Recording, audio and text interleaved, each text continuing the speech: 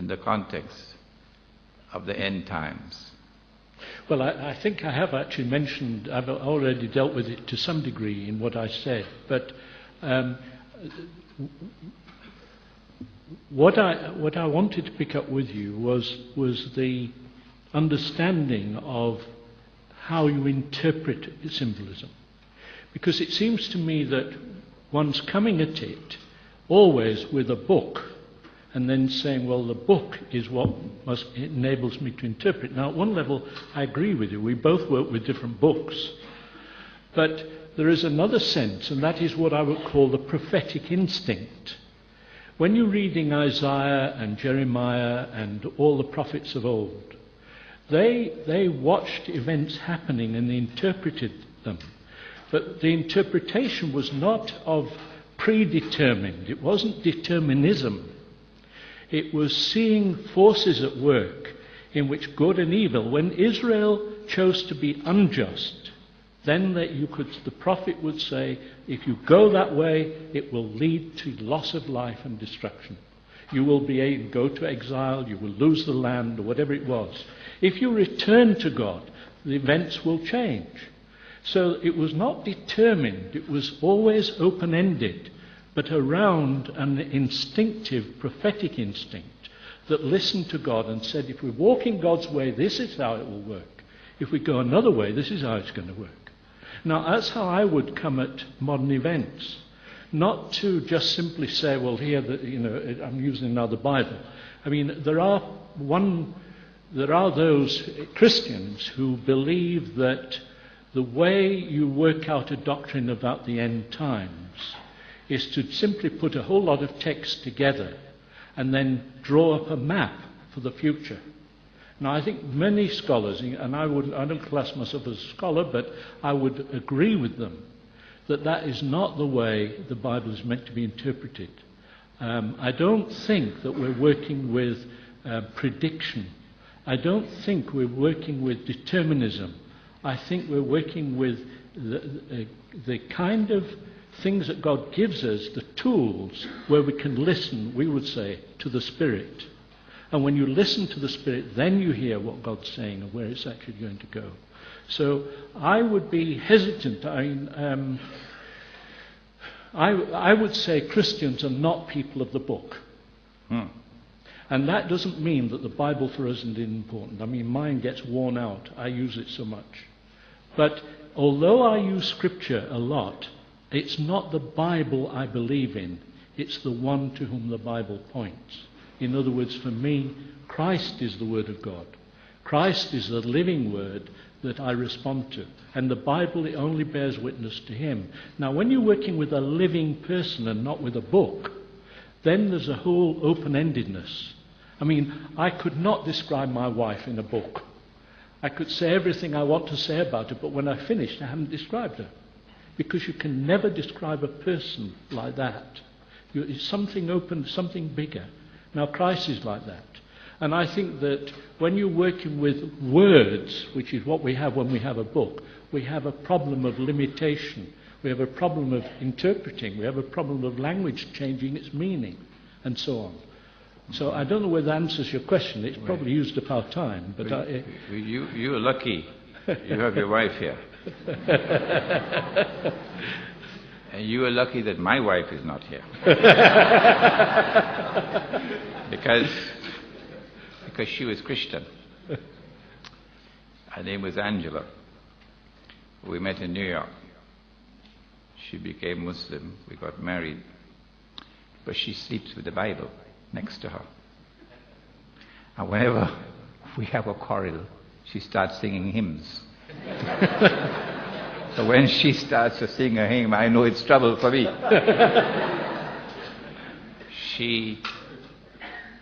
She became a Muslim, and she's a better Muslim than I am today, yes. A wonderful wife. But she's passionately, spiritually bonded to the Bible. And for you to say Christians are people without a book, you're lucky she's not here. But I agree with you. I agree with you that if you are imprisoned with the word and you want to put the words together to form a map, you can be misguided and mistaken. I agree with you entirely, because our Prophet, Allah's blessings be upon him, has described the world of the Antichrist as one in which appearance and reality are completely opposite to each other. And he said, beware of the last age, because there will be great liars, people telling monstrous lies, so that appearance and reality are opposite to each other.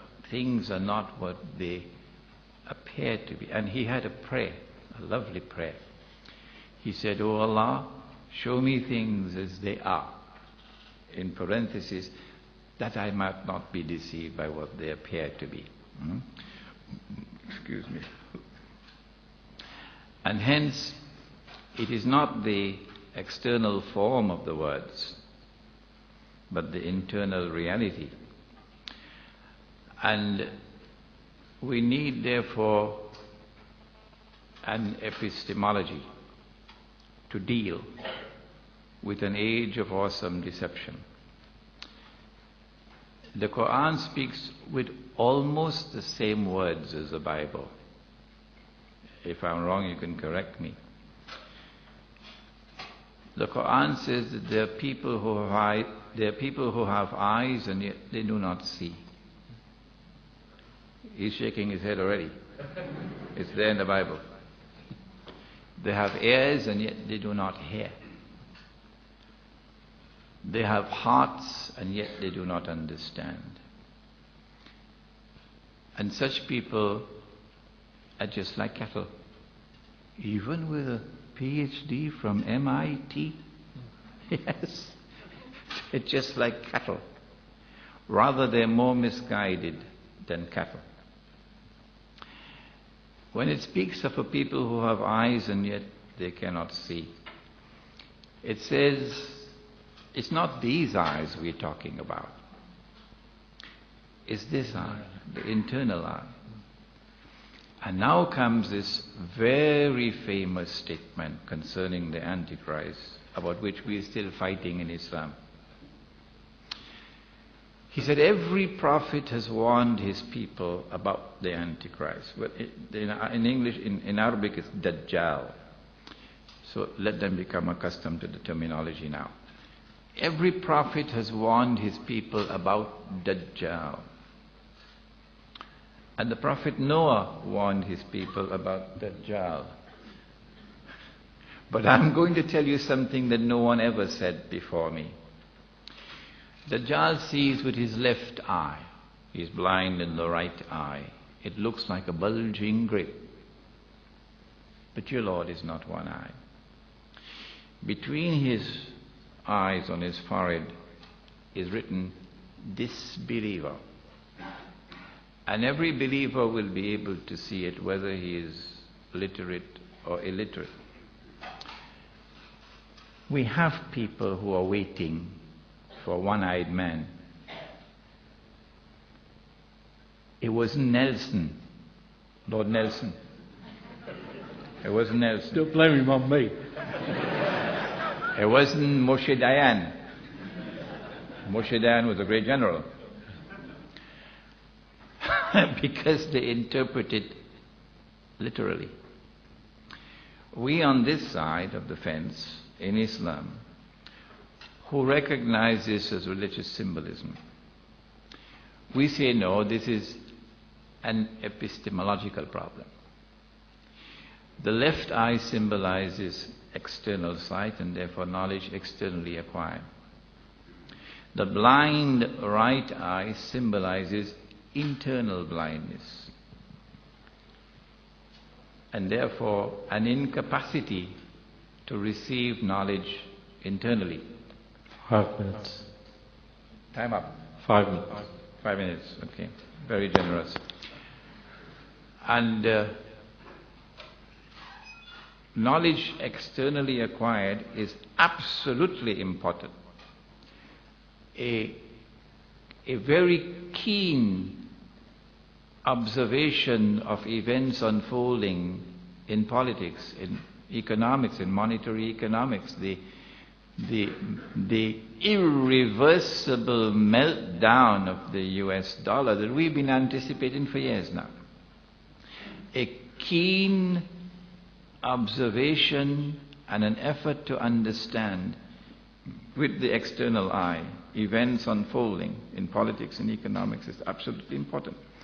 But there is also the necessity for internal, intuitive, spiritual insight to go beyond the external word to reach its internal substance. And that is where we are having our debate now in Islam. And I'm at the center of that debate. That you cannot understand the world today unless and until you recognize that appearance and reality on all things connected with the Antichrist are opposite to each other. And unless and until you see with the internal eye in addition to the external sight, you will be deceived and misguided. You will not be able to understand and interpret the world today. This is a debate from our side, and we agree with you that looking at the words and putting the words together and forming a map, you can be wrong. We agree with you, yes.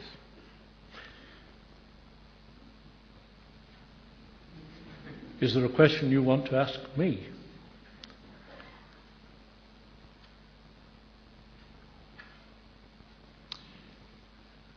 If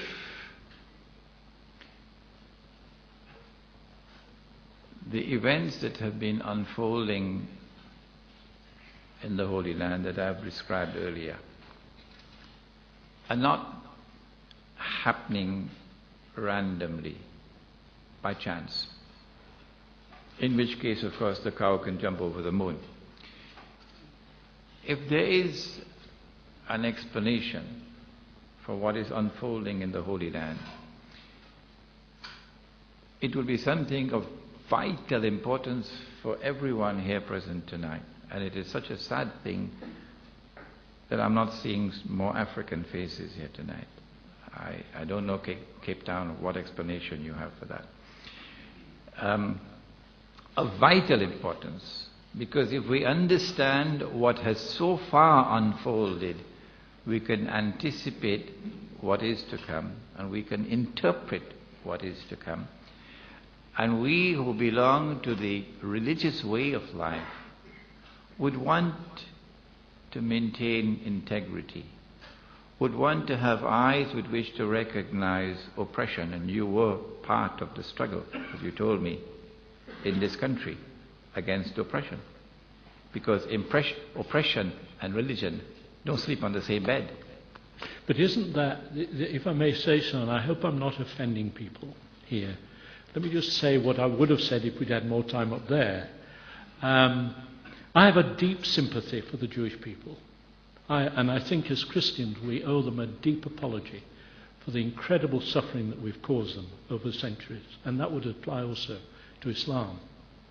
I think that what they have gone through, and not least in the latter years under the Nazi Holocaust, I think is absolutely appalling. And the world did not help, and went through noises and so on, but did not take the people in, even at the end of it all. So the modern state of Israel is almost a survival mechanism. I can understand why people who have been rejected by the world and treated like that should want a place of their own. Where I have a problem, though, is when Christians use the Bible to say that what's happening in Israel is a fulfillment of prophecy. Because when I was in Israel, what I found was a largely secular state. I mean, there's some very orthodox Jews, but the state functions almost, in many cases, without belief. And when you look at the way it operates vis-à-vis the Palestinians, you have to say it's founded on injustice and unrighteousness and cruelty. When I was in Israel, a Palestinian man said to me, I can understand why the Jews need to find a land of their own. What I can't understand is, after all their sufferings, why they cause us now to suffer in the same way. Now, if you're going to call that the fulfillment of prophecy, it has to be founded on righteousness. In fact, it's interesting, I came across one of the more fundamental Christian books that was saying this is a fulfillment of prophecy, and quoted a passage from Jeremiah. Significantly, he left out the preface that says, if you return to me, this will happen. All he said was that the people would be gathered together. He quoted another passage from Isaiah chapter 10, which is all about the remnant. But the remnant is a righteous remnant. So I don't see how Israel, as it stands, can be a fulfillment of prophet. The prophets would say, if you go that way, you're going to lose the land, not gain it. And the sadness for me is that Christians are using the Bible in such a way that they support what's going on in the face of Palestinians, some of whom are their Christian brothers, as well as, of course, Muslims. And I think that itself is unjust. I hope that doesn't tread on too many corns, but I actually believe one has to say that. And it's why I couldn't see it as a sign of the end. Well, the Quran... Maulana, sorry, if we can end this session with your answering or discussing that last point. Okay. I'll just take a minute. The Quran supports you. Yes, it does. In the 21st chapter, entitled The Prophets, the Quran declares, only my servants who are righteous in conduct will inherit this land. Only those. And righteousness in conduct and oppression are worlds apart from each other.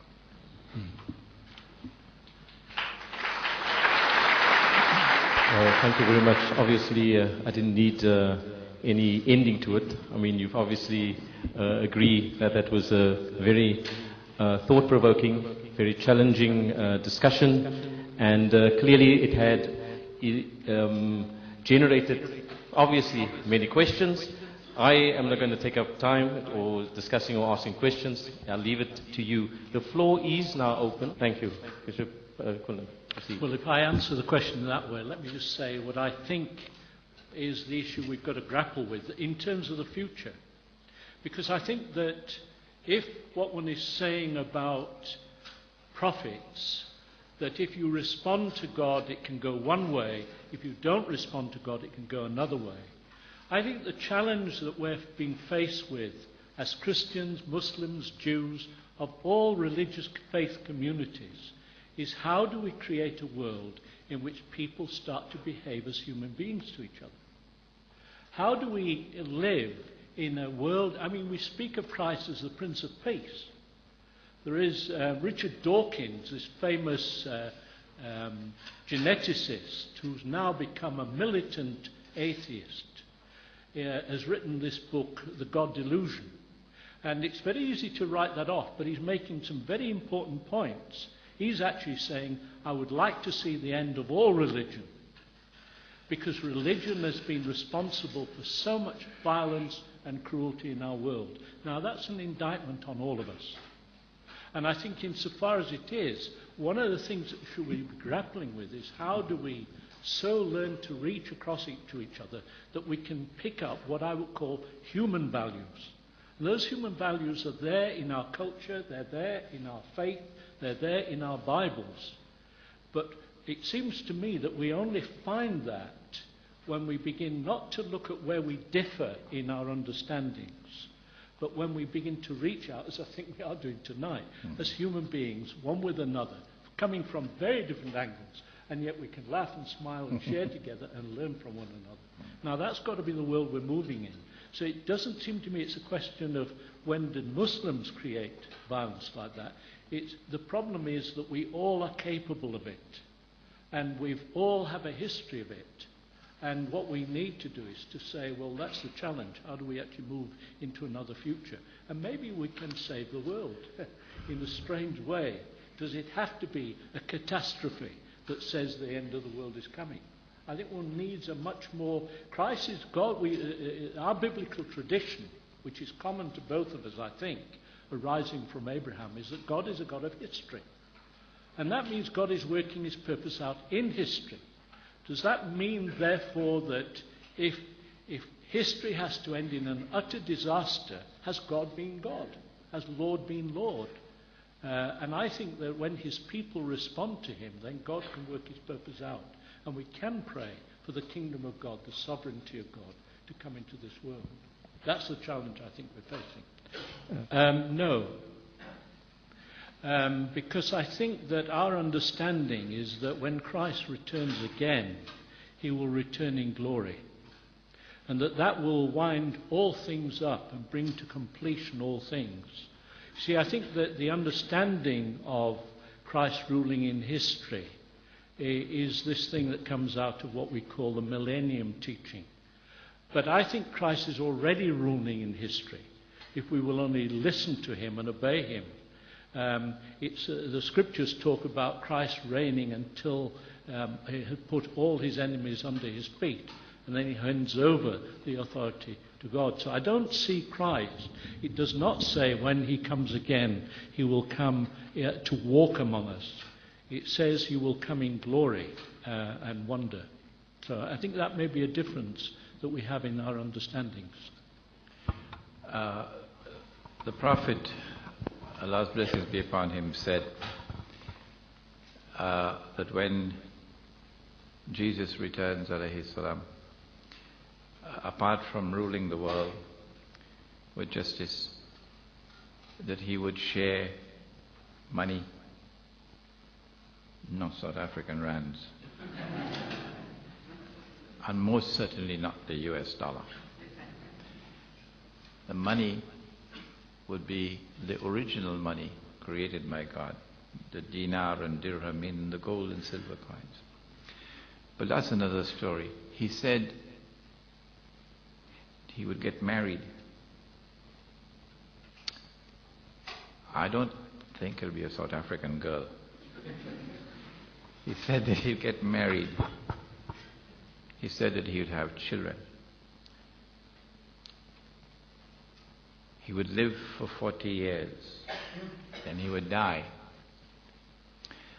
And he would then, when he dies, you would pray over his body. And he would then be buried next to me. After giving that lecture, I got an email. Sheikh Imran, where did you get that information that Jesus is going to be buried next to you?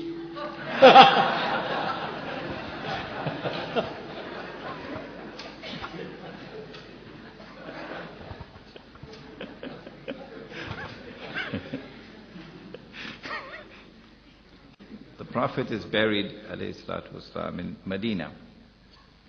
And so here's a prophecy, concrete, flesh and blood, concrete prophecy. That when he returns, he's going to return in person, in flesh and blood, because he's going to get married, have children, and he would die and he'd be buried in Medina. I just wanted to enter that into the record. Like I said at the very beginning of this thing, it's a big subject and there's a lot of complex issues. And one of them is the movement from what was called prophecy to apocalyptic. Now, the difference between the prophets, one was a sequence following the other, but where the prophets spoke of this world and tended to be very optimistic about God's purposes in this world, the apocalyptic person had despaired of this world. And it's amazing how much of our imagery about the end of the world comes from apocalyptic writing, which means it's focusing very much on the bad things, the negatives, the anti-Christ, you see, the things that are wrong. I think that, that righteousness and goodness and truth is the thing that is dominant in certainly the New Testament. 3 things abide: faith, hope, and love. And the greatest of these is love. Now, if one lives in a world in which what we call the fruit of the Spirit, love, joy, goodness, peace, gentleness, kindness, patience, faithfulness, meekness, self-control, as against the 7 deadly sins of greed and covetousness and anger and all the others, lust.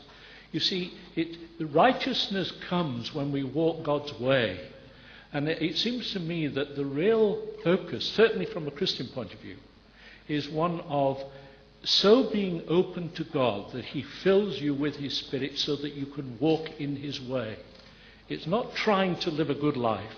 It's letting God be the one to whom you're open, in which you're seeking to obey him, seeking to walk his way. If I understand Islam rightly, it's the whole conquest of the self. And I think that that is right. You cannot deal with the external enemy unless you've dealt with the real enemy, which is the one on the inside. And I think that, therefore, righteousness is, when we're focusing on things of righteousness, we do better to look at those things, goodness, truth, love, and so on, rather than always be focusing on the negative. And the problem we have with this debate, really, is it tends to be the focus on what's going wrong rather than what's going right. I use up all the time. I'm so sorry. No.